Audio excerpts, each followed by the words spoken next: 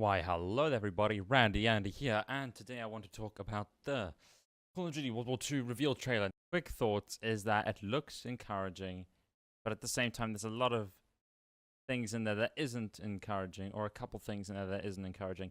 So let's go through this and actually analyze it now. Come on. Now that's the first encouraging thing, is this pretty graphics we're seeing isn't just some show, it's actual game footage. It's obviously they've removed the HUD and they're using a free camera mode sort of thing, but at least is what we can expect from the game. Not the best graphics I've ever seen, but better than what I'm used to with Call of Duty in recent years. So I'm glad that they're bumping it up in that way for once. Thank goodness for that. This day have set upon Now, I like the whole landing of Normandy beaches sort of thing, but we had it in World at War. We've had it in pretty much every big blockbuster World War II movie. Most of them, at least. We've had it in so many games. I'm not saying we don't need to have it, but can we just give it a rest and do something else? And why do we always have to focus on the Americans? And that's something I'm going to get into later. But this is the first, and I know it seems stupid to complain about it, but the Normandy landings are now like pretty much one of the biggest tropes and cliches that you can ever do in a World War II shooter or movie or whatever. And it's honestly just tiresome. First time I saw something like this in World at War or in Saving Private Ryan, it was visceral and stuff. But now it's just like, ugh, think of something new. But anyway. Well, in World at War, it wasn't strictly the Normandy landings. It was on Japan, but it was the same concept, and it's just really repetitive. Anyway, let's continue. mighty endeavor. Souls Okay, well, this is receiving all with just violences run of the of mile. Okay, I do like this, that they've got the plastic bag over the guy's barrel, because that was an actual thing they did to keep it from getting water inside it and all that kind of stuff. I just like those little attentions to detail, even though there are places in which the attention to detail is lacking. Especially this guy popping his head up so far. Like, yeah, you weren't meant to be like sitting in these things, but you were never told to like stand right up. That's just stupid. So yeah, I don't know about in that this exactly. hour of great sacrifice. And that kind of confuses me. I don't remember ever, in all the documentaries I've watched, like, I don't remember ever, and not like them ever talking about reports of other, you know, of these beach landing machines hitting other ones. I've never heard of that happening. Of course, it's just a little idiosyncrasy, but it's still something that's a little bit like just playing it up for the game when it never actually happened. I know I'm just being a nitpicker, but I feel like you have to if you want games to get to a point where they're going to be at their best. So that's just a little thing, but still impressive. And again, here, Sledgehammer Games, this is their first standalone COD game. I think the only real involvement they've had before is doing the multiplayer components of COD games, and now they're doing their own full-blown one, which is maybe why we're seeing a little bit of inspiration here, because they want their first proper game out to be one that's like, you know, a big hit. But I do like that, the whole showing of the actual brutality of war, that, like, you know, it's not glorified, it shouldn't be glorified at all, and they're not glorifying it here at all. But man, that's a guy who's lucky, just standing or like crouching in there, and he hasn't gotten his head blown off yet. That's lucky. I'm not saying that's a plot hole in the game. I'm just saying it's bloody lucky. And he's lucky too. Like, whoa, how are you not getting shot? Okay, this is the main talking point I want to talk about. Okay, now it's not completely like obvious, but I feel like just the way he pronounces some of his words, just listen to this guy. We are all that separates the world from darkness. The world, you know, that kind of thing. I'm pretty sure this dude's British, but then again, there's a freaking American plane by that star underneath. But that guy kind of sounds British to me. Maybe it's just some American accent I'm not used to, but it sounds more British than American. We are all that separates the world from darkness. Like the world. Like the only The only American accent I know that has that same sort of lispy sort of thing is New Yorkers, but this sounds kind of British. And if they have some British aspect in the game, I'll be happy because usually there's none, and it really frustrates me just based on when America joined the war and how much they did in comparison to Britain. Or it's frustrating that we keep going back to America. I'm pretty sure this guy's meant to be German, but listen, like just the enemy is ruthless. Like, that guy sounds flippin' British to me, not normal British, but there is, But I want to just quickly talk about. Let's just get a different set piece here, so you have something to look at. This trailer, it's great and all. It's great. We're going to World War II, even though something a bit more creative would have been cool. But what's really annoying to me is that most World War II shooters focus on America. World at War I liked because at least it focused on Russia as well, not just America. What's annoying is how, like, Medal of Honor, the Call of Duty games, except for, like, a few segments in the older Call of Duty games, they've all focused on, like, the American aspect of World War II, when America only joined in 1941. And they didn't even engage in as many battles as Britain. And it's not because, I'm getting butthurt because Americans are getting all the spotlight and whatever. It's because I want more diversity in my games, and I want more experiences in my games. I don't want to be going over the landings on the Normandy beaches. And yes, I know there were British people involved in the Normandy landings, but they always seem to show the American ones because it was the most brutal one. Anyway, I don't want to be seeing the Normandy landings of the Americans for like the 100th time when I could be seeing things like the Dunkirk relief assault from Britain. That would be very unique because it would be about taking people out of the situation, helping civilians, and fighting the enemy, rather than this thing of just, we're always going to do the Normandy landings, we're always going to do America.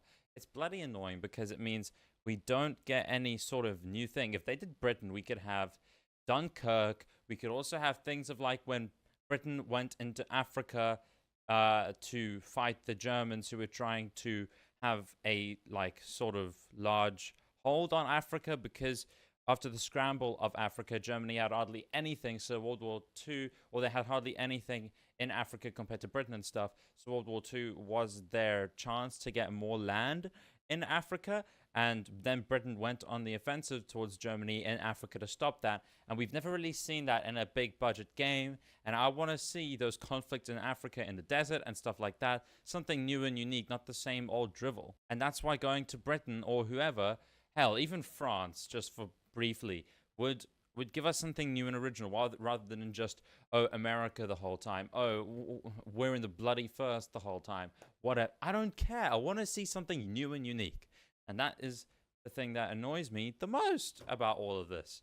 Is, yes, World War II, but where the hell is Britain? And I think these guys were British, but I could be wrong. And if they are British, it seems like it's just going to be like a little cameo mission, which still isn't enough for me.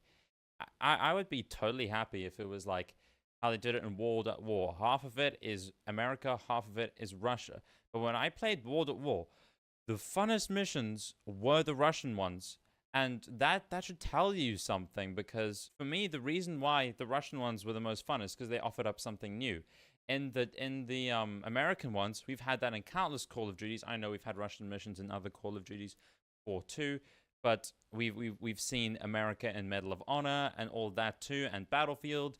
And now finally in World at War, we see an extensive Russian storyline. And we saw new combat that we hadn't seen before in Call of Duty to the scale it was brought out in World at War. And now, the fact that for the most part they're sticking to this American thing again, it really annoys me just because we're not getting anything new. Duty first. Now, that I do like is that little wink. It's nice how like the facial animations and everything have evolved. And this part is cool. Throwback to World War in a way. There was a mission like that, but it was in Japan. And that I like. That's very visceral. But that's what you can really expect. And this, well, obviously is part of the bloody first.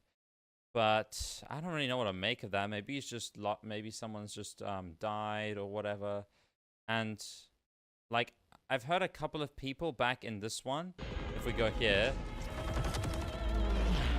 I've heard a bunch of people say that this confirms, like, you know, new guns and stuff to get into in the multiplayer, but no, because in the single player, there's always been stuff like getting into massive mounted guns or vehicles and never being able to do it in the multiplayer. So I don't think that confirms anything. Now this part looks really cool, but at the same time, it's like, come on, you're basically ruining the story in a way. Now we know we lose our friend, whoever this may be. Like, come on. Well, maybe he lives with COD logic, but there's no need to show that, in my opinion. How many casualties? We executed the mission. Get me the fuck out of here. And this is the, you know, I feel like the only thing you can really take out of this part is, well, if it finishes, is that, you know, there's going to be some conflict between the division, the bloody first division, because there's some big choice that needs to be made, and the commander makes it, and people don't like him for that. Kind of like a Saving Private Ryan situation, but it is a trope in a way. But it'll be interesting to see the conflict in the division, so I'm glad that's there. And this is one part that really annoys me. It's made most apparent by this. This is obviously a German soldier, and I think this is an MG42. I'm fairly certain it's an MG42. But listen to the sound. That is not how the MG42 sounds. It is not how the MG42 sounds. In World of War had it more on point. I mean, it wasn't completely accurate in World of War, but World of War it actually sounded right, or more right. This one just sounds like a generic machine gun. It's kind of annoying to me that has lowered in quality. And this looks cool. As much as I think it's good, okay, well, like the destruction stuff, that's general for the Call of Duty single player. But yeah, this looks cool. It'd be cool if it's like a new form of melee combat, but I think that this is just going to be a scripted moment that happens. Either way, it's pretty cool how it's brutal like that. Tell them what we're all about. And this part I just like because it's kind of cool. No mission too difficult. And it just gives you a little sort of retrospective of all the action you're going to get in the thing.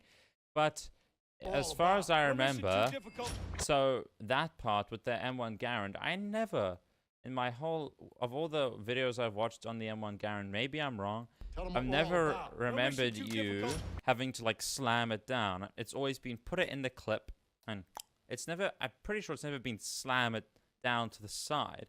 But I could be wrong.